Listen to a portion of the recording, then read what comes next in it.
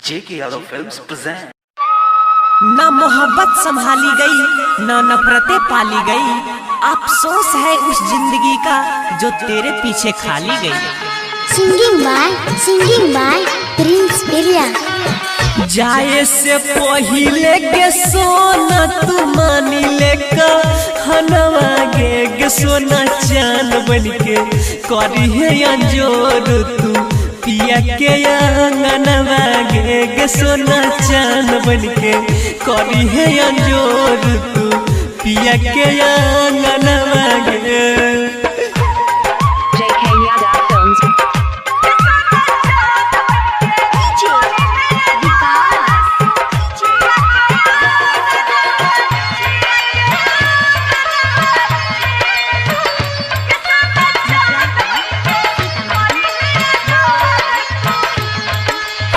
भूल जइबो पगली हम सोचल सभे सपनवा गे जान चांद बनके करी है अंजोर तू पिया के अंगनवा गे जान चांद बनके करी है अंजोर तू पिया के अंगनवा गे।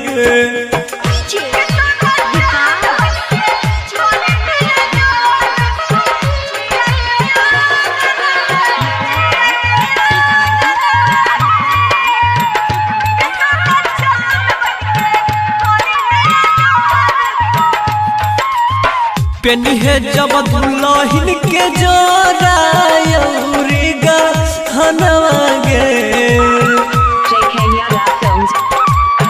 देख दी है सुंदर सुरातिया मनाई ले मनवा गे जन चान बनके करी है अंजोर तू पिया के अंगनवा गे सोना चान बनके करी है अंजोर तू पिया के अंगनवा गे।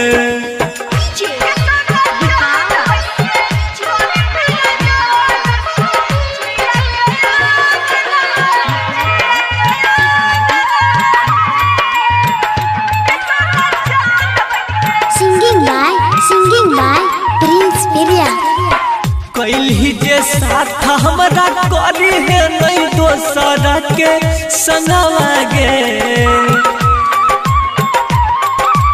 सैया के साथ लेनी भाई है पैसा तो चनवा गे जान चान बनके करी है अंजोर तू पिया के अंगनवा गे सोना चान बनके करी है अंजोर तू पिया के अंगनवा गे।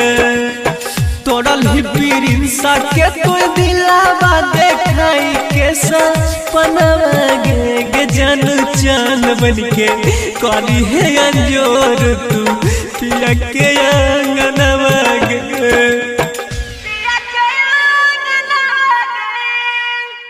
JK Yadav Films